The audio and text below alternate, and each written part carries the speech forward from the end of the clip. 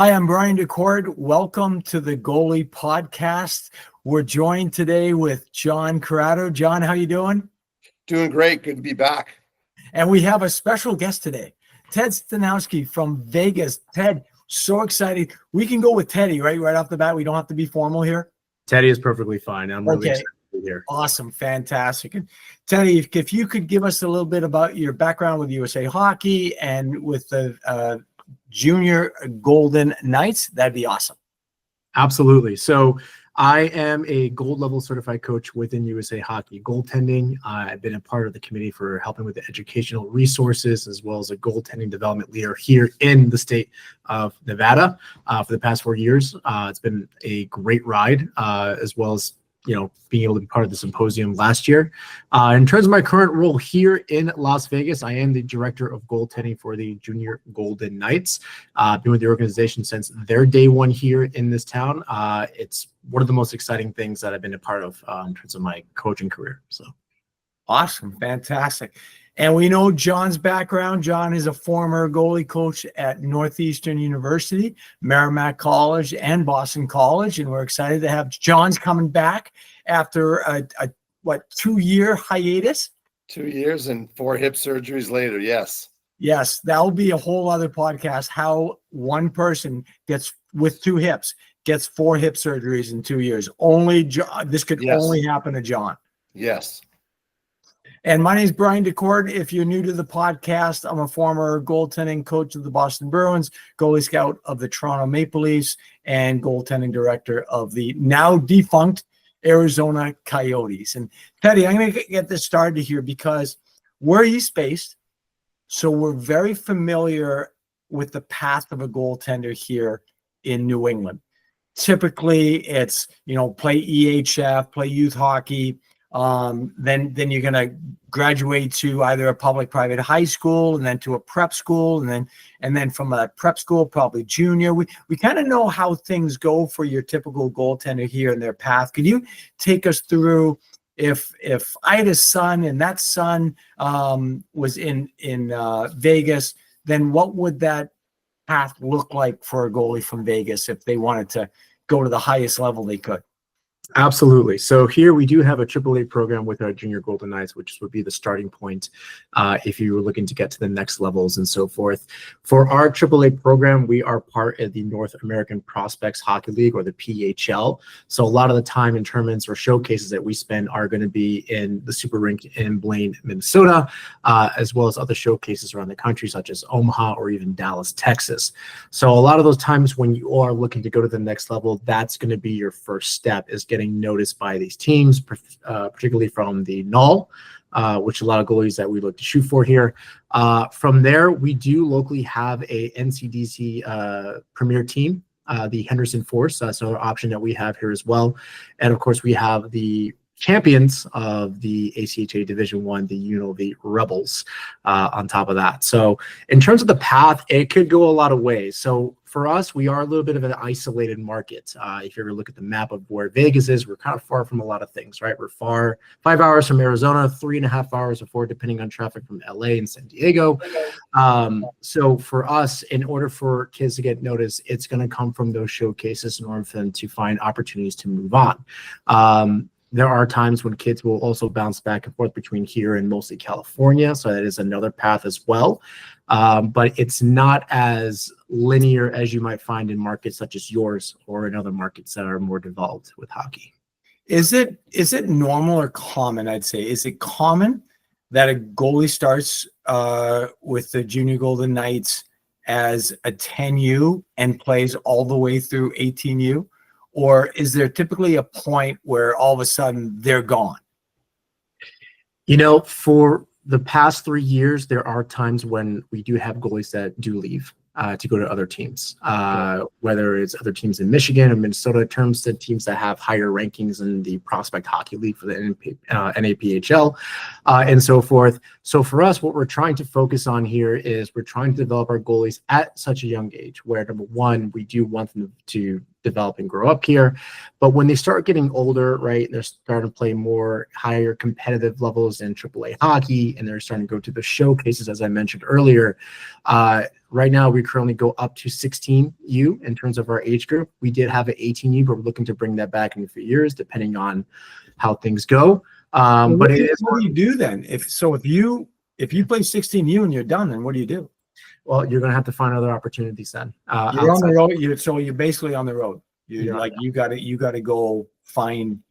Okay, so then how do they find their next? The 16-year-old, and I'm a parent. I've got a 16U, and now there's no place to go within my own organization. Who helps me? What do I do? So that's when it gets really fun. So for me, when I get these phone calls from parents and from goalies themselves, actually a lot of the times I actually would refer them to stop at goaltending advisor services such as Pat. Pat. Okay, I got you. Yeah. I even have currently a girl goalie who's talking to Kelly right now as well, who is looking at possibly going to Boston Academy because she had such a great year with the LA Lions 14U. Now she is a Vegas goalie. I bring her up because unfortunately she won nationals 14U for AA tier 2.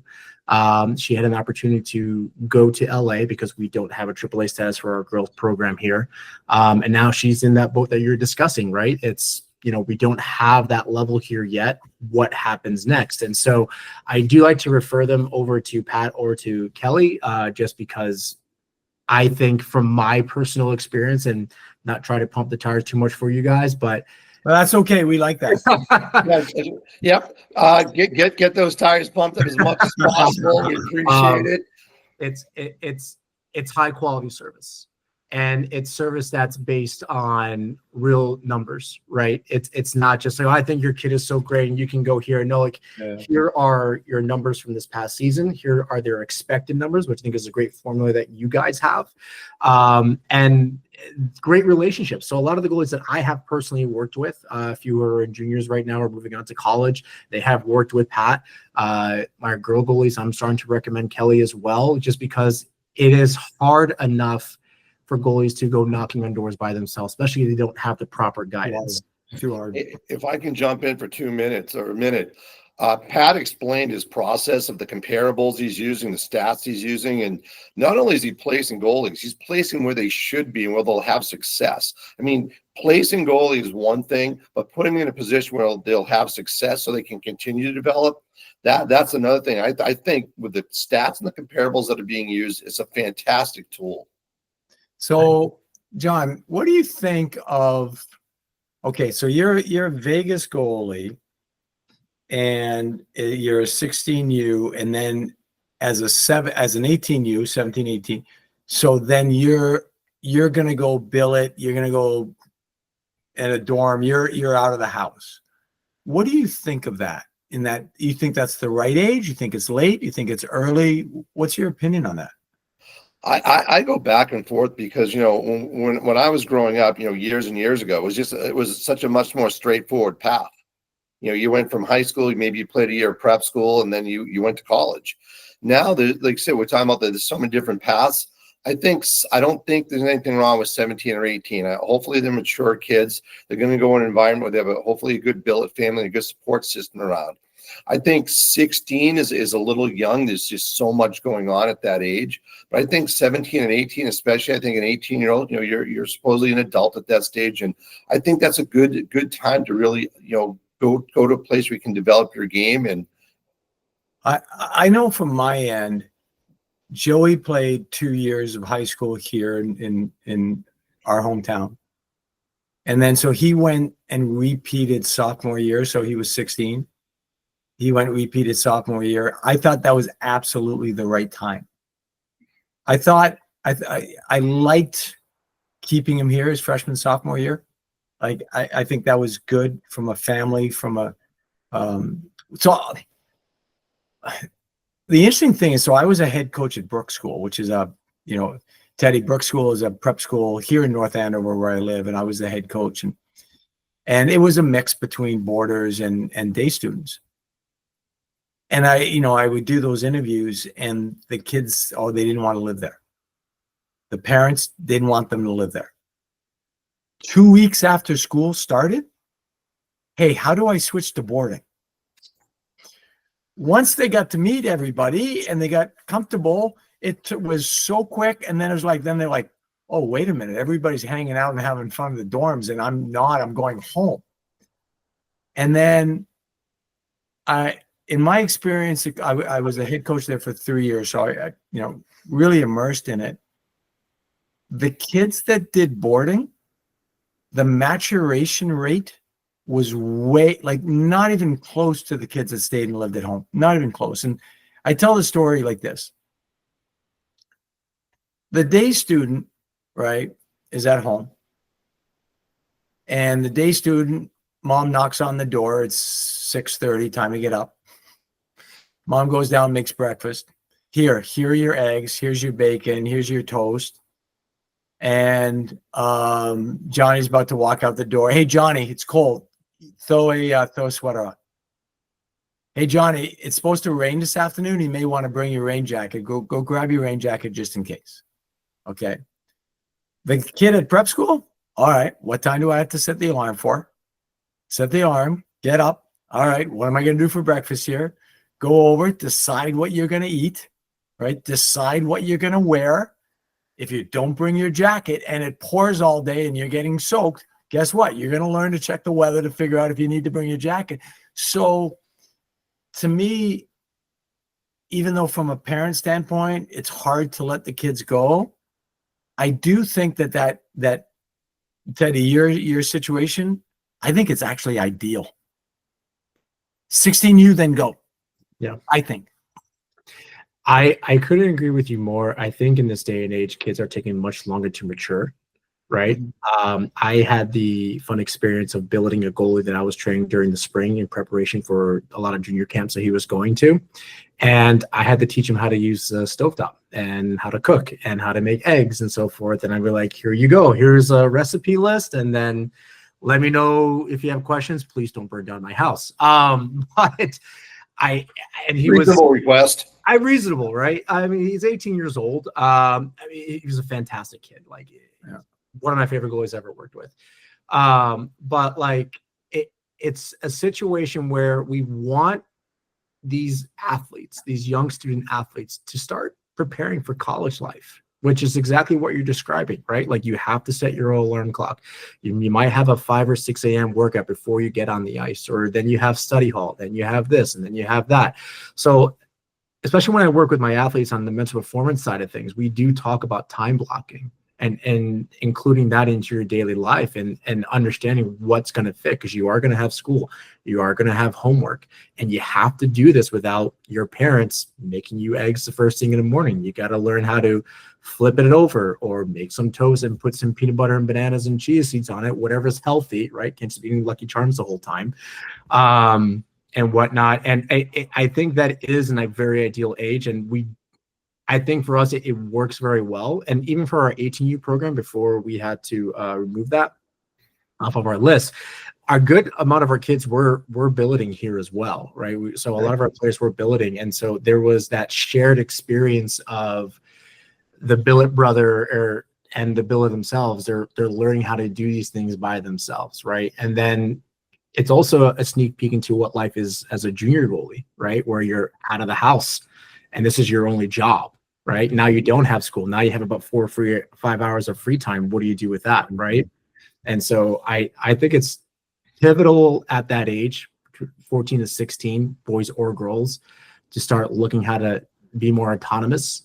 And of course, that's the challenge for us parents. And as you guys know, I have a young daughter right now, and I'm balancing the act of, letting her do her own thing and make sure she doesn't bop her head on every table in our house. So dive in just a little bit, could you, on time blocking? Yes. Because it gets a lot of Instagram time blocking, this guy time blocks, and Elon Musk time. So can you describe that a little bit and share it if people aren't familiar? Certainly. So time blocking is simply a strategy for time management, which I know some people might debate whether that's a real thing or not, but it allows you to understand what your day is going to look like. It allows you to block things off that are going to happen right? So example, you're a 16-year-old athlete, between the hours of 8 and 2 or 3 o'clock, you have school, right? Like that's blocked off. What time are you going to wake up? Oh, I wake up at 6. So between 6 and 8, and then you look at the times between that, and then what time do you have practice? So you look at all the things that you have to do during the day and all the things that you want to do, right? Especially if you want to be a better goalie. It's not just ice time, right? Are you doing hand-eye coordination drills? What's your off ice, right? It's putting that all together on your day, whether it's a calendar app or a to-do list, whatever it may be, but you're putting at certain times of the day where you are looking to accomplish this. And you don't want to be so rigid, right, that if you miss one thing, your whole day gets thrown off. You want to have a little bit of flexibility, right? But it just allows you to accomplish more in the same amount of time that we all share, right? Everybody has the quote that we all have the same 24 hours, what you do during the day. Time blocking allows you to actually accomplish those things on a set schedule that you set that works for you. And yeah, you want to block time for social life. Yep, there it is right there. Right? Like The event and the time. So I do time blocks and what goes so I can prioritize a little bit. Exactly. And if you're a student athlete, you have to include time for training, time for school, time for eating, sleeping, and yeah, even socialization, where you're just, hopefully you're not doom scrolling, you're actually spending quality time with friends and family and so forth. And you're going to get a lot accomplished.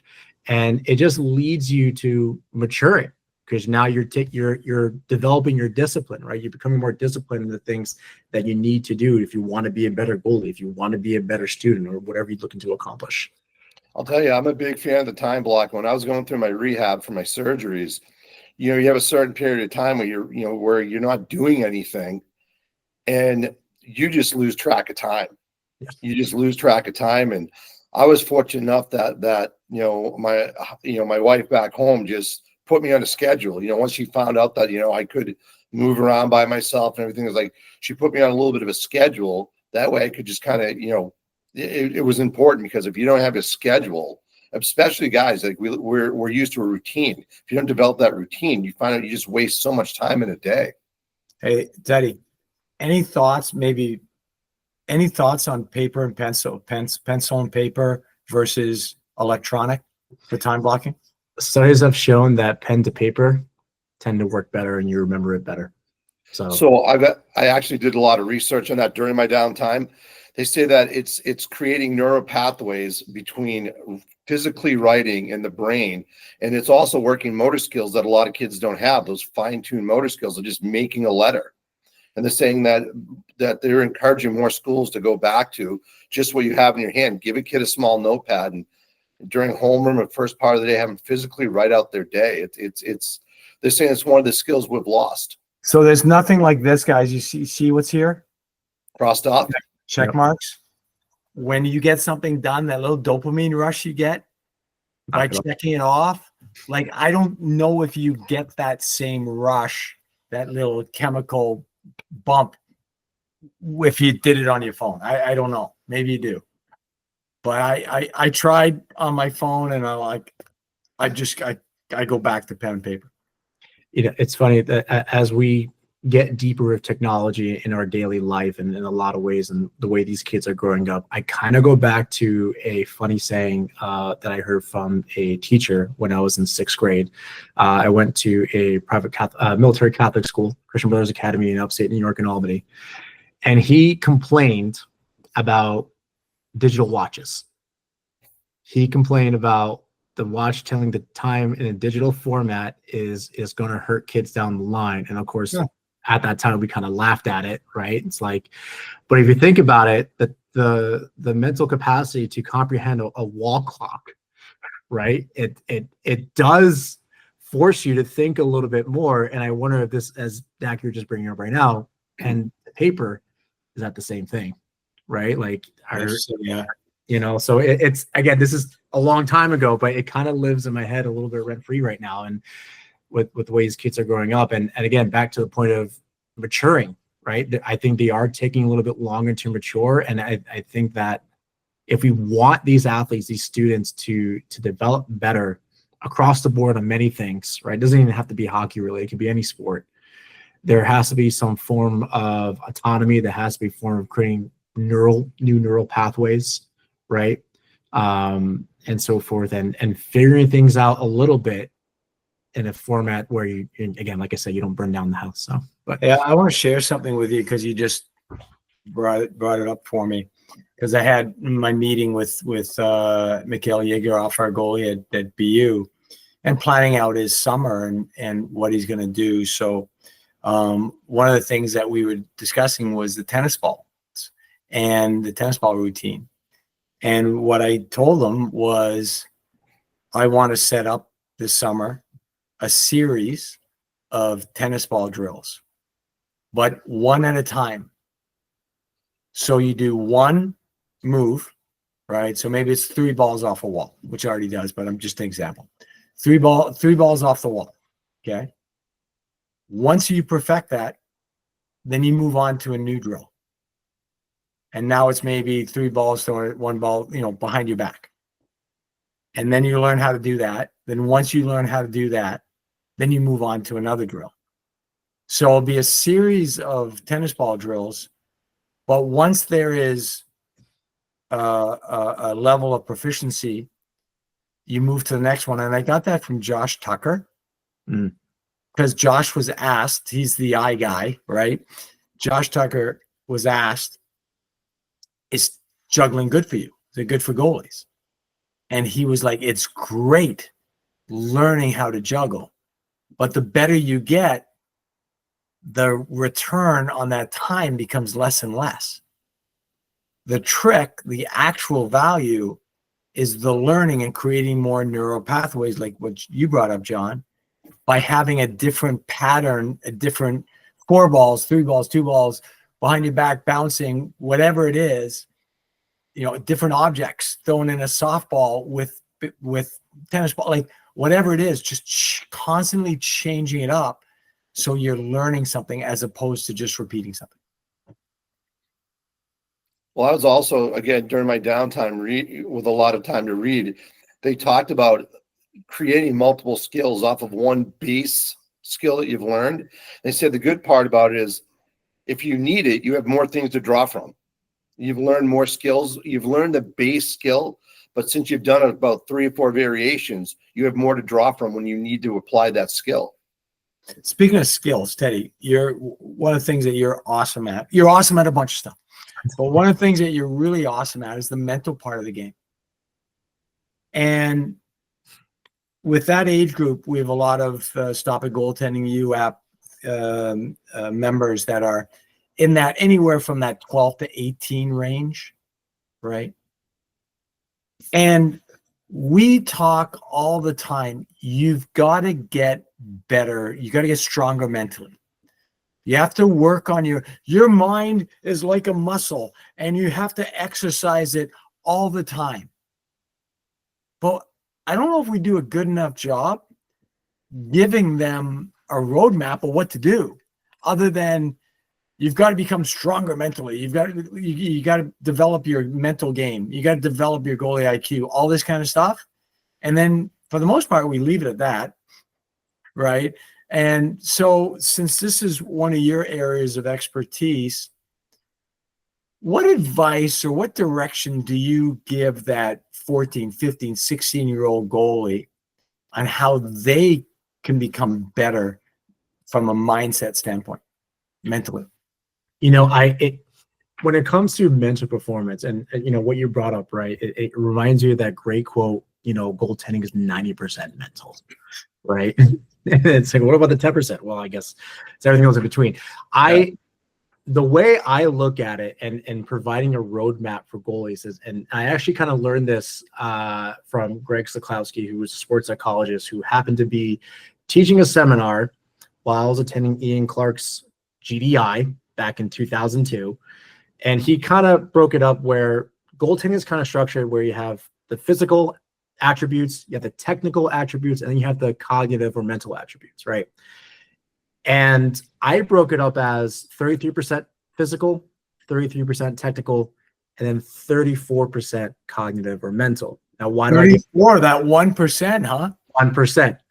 Here's the reason why I give it that 1%. Everything starts up here, right? And between the ages of 12 to 18, there's a lot of things that you're going through. You're dealing with your biomechanics changing. You're dealing with the social pressures of school and social relationships. You're dealing with higher and tougher competition. And now maybe you're dealing with other goalies who might be better than you or who are getting the number one spot, right? And so for me, I break it down into those three categories. And then for the mental side, that 34%, I look at it this way. You want goalies to be able to be confident, right, in their abilities, right? You want them to be able to focus, right, so they're not so easily distracted. And then you also want them to have awareness in which that they are awareness on the ice, off the ice, of their themselves, right? And to cultivate all those things, that's when all the strategies come into play and so forth. So for me, when at that age group, if I would give a roadmap, I would focus on those three things.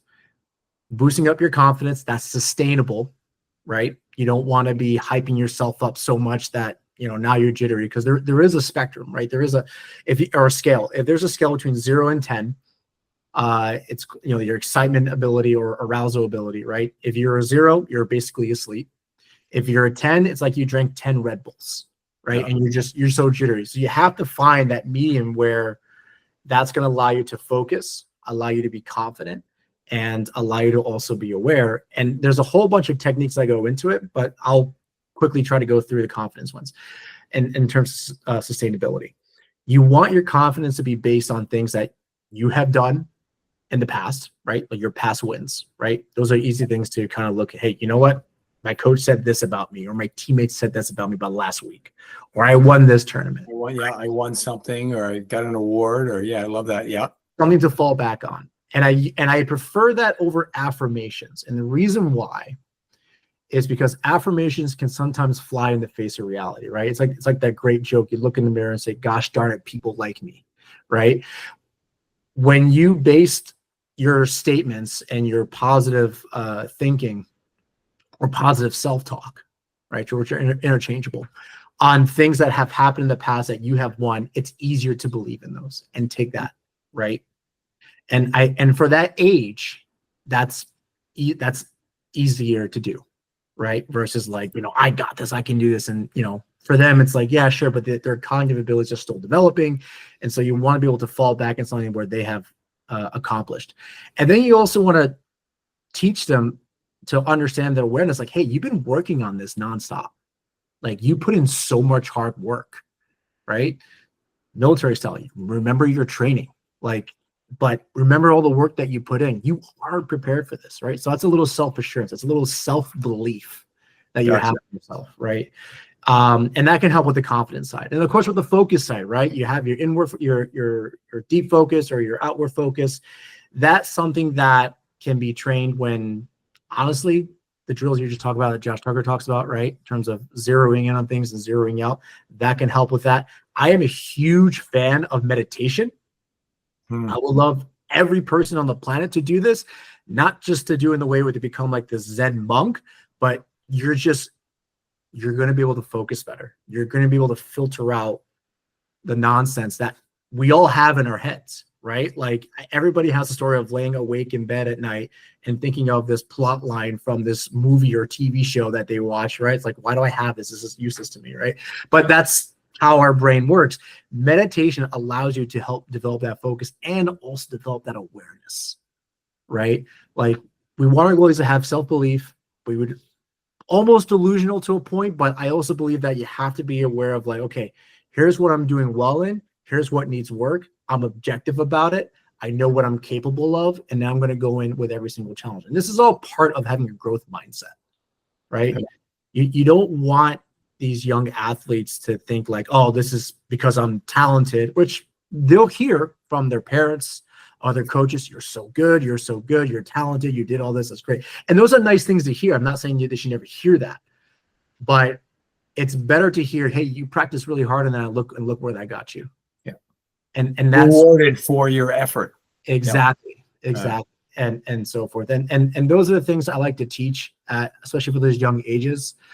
There's a variety of exercises also I discuss, but it kind of depends on, what they're capable of really grasping at that age. Like I have a 10-year-old right now. We kind of just went over the aspects of how are you having fun? And how do you make sure you're having fun? You're being objective. And for the things that didn't work out, okay, that didn't work out. I'll let that go. Right. Now, some kids maybe use that as a way of, getting the fire in the belly going. Right. I watched a great speech about The Rock, Dwayne Johnson, gave to LA Lakers. And he was talking about how, when my back's against the wall, that's when I get fired up. Right. Which sounds great. But do you want your back to be against the wall every time in order for you to get fired up? Right. Like we don't want that. We want it to be like, you want to show up every single day in a consistent manner that's sustainable, that hey, I'm going to do my very best today. And some days are going to be A+ days. Some days are going to be B+ days. Right. And that's okay. Like we're human. It's going to happen. But that's why I talk about sustainability a lot, because otherwise as they say, attention is the enemy of goaltending. And if you're just trying to rah-rah yourself so much in a physical and emotional state, it might get you, through the third period. But are you going to be able to do that the next game when, that might be the championship game? You know what I mean? So I'm very big on those three things and making sure they are sustainable. And when you're talking, I had so many thoughts go in my head while you were talking. But when you're talking, I was thinking about habits. Yeah. Right. For that sustainability that you talked about, you have to create a habit. And Scott Clemenson uses this all the time. He says, habits supersede motivation. Yep. Yep. And so I was thinking about that, the meditation thing. It's, you don't meditate once and, oh yeah, I meditated, right? It takes a little bit of time on working on that. It's funny you talk about the affirmations, because I did for this week's Stop It Goaltending You primers. Yeah, I did I am. Mm-hmm. 2 simple little words that can be so powerful. And what I took out of it, I filmed, all 5 days.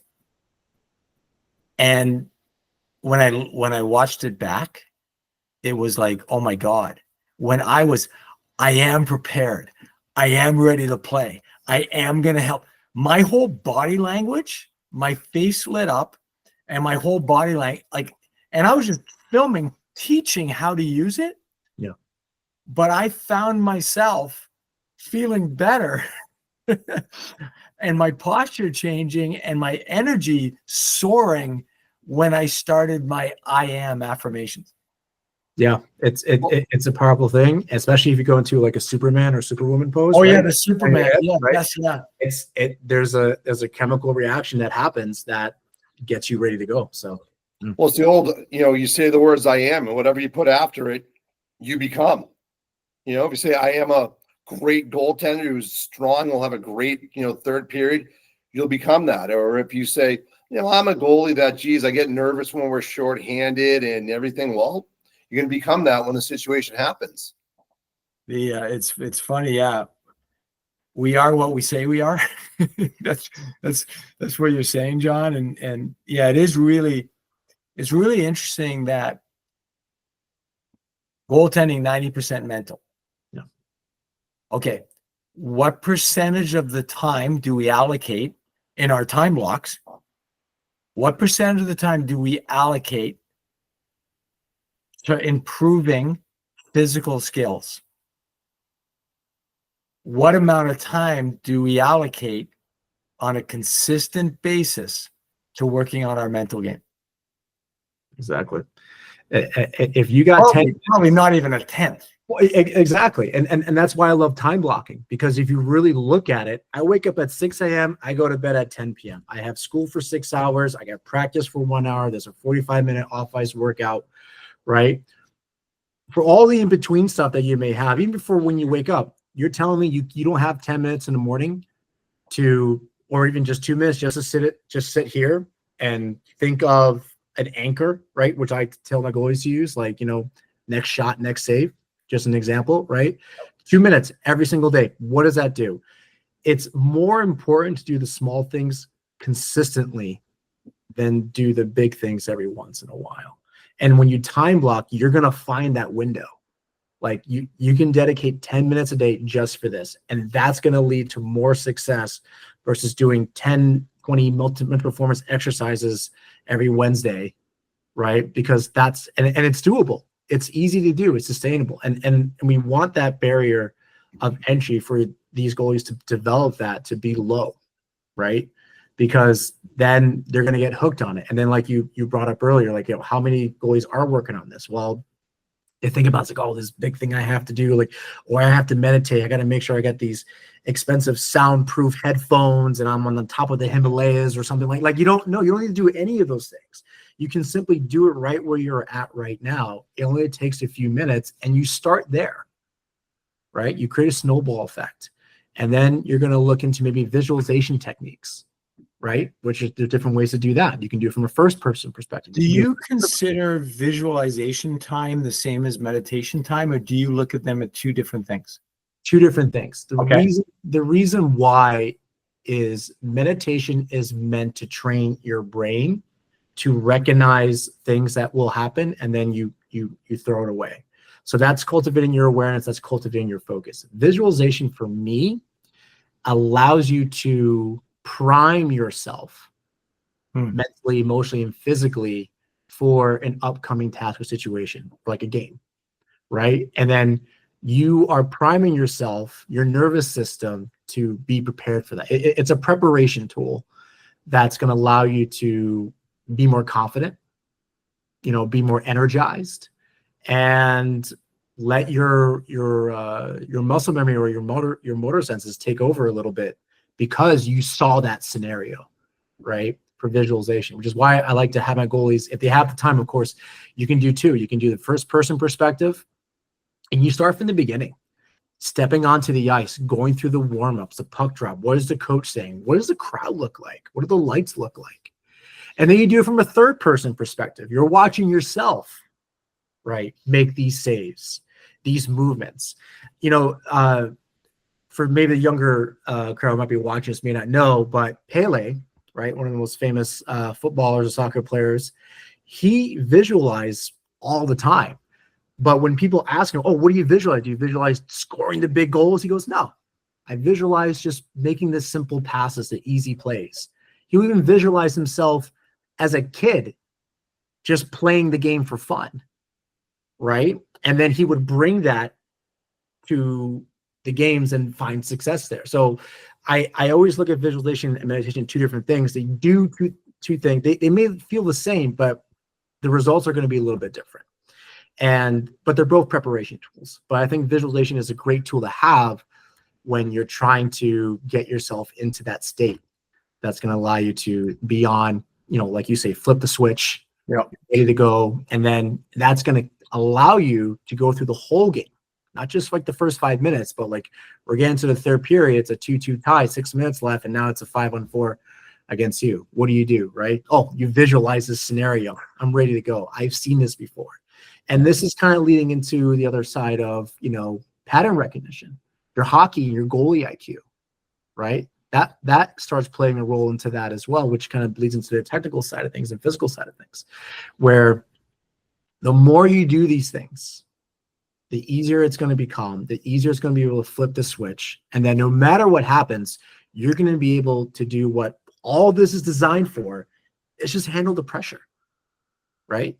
Like I know, be able to calm your mind down. Yeah, calm your mind down and embrace that pressure. You feel a little nervous? Good. I'm not nervous. I'm excited. I feel the anxiety creeping? Good. That means I'm ready to go because I've been preparing this so much. I know it's a big moment. I'm ready to meet it. Bring it on. So funny. So I've had my own journey in working. I try everything, and I like experimenting, and I couldn't get the meditation thing. It just wouldn't work. And then I found Tai Chi, and and I teach it to the goalies. If anybody has a chance to do the 24 forms, it's quick, it's easy, but it really calms down the central nervous system. And I found that I thought that was terrific. And it's only lately that I'm falling in love with meditation. I'm literally craving it every day. My 15 minutes that I'm just going to sit there, turn the lights. I do it right after my workout. So I do my workout, turn my lights off, and I just sit there. And every time I get up, I go, I hope my goalies are doing this. Yeah. Because think about, our world, their world is faster than ours. Yeah. The technology and how fast things are moving for them, they have to slow it down. And they'll be 10% happier just from doing that, right? Yeah. As there's very few things that have the amount of research that meditation does that contribute to your well-being overall, physically, emotionally, and mentally. And like you said, you look forward to it now because I feel good. I feel clear. I have clarity about that. And with the amount of distractions that come from this, right? Yeah. And everything else bombarding us with calendar invites and text messages and credit score notifications, you need to find time to just block it all out. And that's just for us as adults. I can only imagine it as for young athletes, Oh, with all the social media and the pressures and everything going on with that. Hey, John, these kids are they're bombarded all day long. I read a great book called The Dopamine Effect, Dopamine Nation. It just talked about how kids, especially that 12 to 16 age range, they're bombarded with so many images, so many and it's hard to explain to a 12-year-old kid or 14-year-old kid that 3/4 of the stuff you're seeing on here is an algorithm that's just made up. Because they're just taught that everything, this must be real or else they wouldn't put it in front of me. And it's, one of the best things I could say to a kid, we talked about how to help a kid mentally, put down the phone, just put it down, pick up a book, and I think there's so much outside pressure put on these kids from images that are just not obtainable, and then I want to circle back to what you said, Dak. I think every goaltender should find in it something that's just pure enjoyment that they do. It doesn't always have to be related to your goaltending. Just find something you like to do. Like years ago, I was really into yoga. It made me happy. It did coincide with making me a better coach, whatever. Right, John? No, you didn't wear spandex when you did yoga. Right? I did it by myself, so there's no proof. And this is before, iPhones and cameras became, as popular as they are. So there's no visual proof, but I cannot deny, nor I cannot, confirm either way. So we'll leave that to the imagination. But no, going back to it, though, you got to find something that you just enjoy. And I think sometimes we tell the goalies so much that, you have to do this to make yourself a better goalie. You have to do this to be a better goalie. That going back to Teddy's thing, by the time they have their time blocking done, they realize, have I done anything I liked today? Or was it all work? It reminds the Devin Levi. So he was going to do something different this year, but last year he took up painting. Isn't that interesting? Yeah. And we all know, Henrik Lundqvist and the guitar and that stuff, but yeah. So what Devin was saying, every year he wants to do something different. So he wants to do something where it takes his mind off of hockey and he can just do something he enjoys, whether it's learning an instrument or drawing or learning a language or just doing something that's going to take him away. And I think that's a really good lesson. I find what a lot of the goalies are doing, you hear this stuff, is they're doing not only something new, but they're doing something that slows the pace down and forces them to think again. But it slows things down. Painting, absolutely. You have to be concentrated on your strokes with a brush and the canvas and everything, but it slows everything down. Playing a new instrument, you have to learn the chords, the finger placement, same thing. But again, you have to slow down to learn it. And that's what you need to do, is you have to have that break where you can just slow the brain down. Awesome. I was just thinking, I think, Teddy, you asked me about the agenda or what we were going to talk about on this. Sure. So, and I was like, don't worry about it. This is exactly why. Look at the subjects that we covered. Yeah. In this. So, what I find the real value of these podcasts is just they go where they go, and your insight has been so valuable. I can't wait to make a bunch of Instagram clips off of this to be able to share with the masses. A lot of you. We cross out that one about my yoga experience then? Yeah, that one won't make it, John. Okay, yeah, good. I'll be edited out, or maybe it should be. It'd be a good story for Teddy, if we have any parents or goalies that want to reach out to you, like what would be the best way for them to find out a little bit more about you, or be able to contact you if they want to learn more? Sure, absolutely. So I am launching a video course called Stonewall Mind Academy. I'm currently working on that right now. Ooh, I like that name. Yeah, that was my goalie nickname, and I'm definitely keeping that for life. Stonewall Stanowski, but stonewallmind.academy, where I'll be putting my contact information as well. You'll find more information from me, as well as some additional content I'm going to be putting out about mental performance, and for any age, right? Doesn't have to be for the top tier players, can be for your 10-year-old as well. Is it goalie specific or athlete specific or anybody specific? It's goalie specific, but I'm going to be working on making more broader for players as well. For some of the same techniques can be applied to them, but also to any sport, really, right? I just try to focus for this to be a little more on the goalies, because I feel like when it comes to the mental game and the mistakes that can occur, we take it the hardest, right? And players get away with so much murder when they're on the ice if they have a bad play or a bad shift, and then God forbid we have a bad 30 seconds. So God forbid we make a mistake. Exactly. So it's Stonewall Mindset Stonewallmind.academy. Mind.academy. Yep. Awesome. Fantastic. I can't wait. Well, I can't thank you enough, John. Thank you for Always being fun. part of this. Thank you for being you. And see you next time. Thanks for having me, guys. I It appreciate was great to share this with you. I've learned a lot. Thank you so much.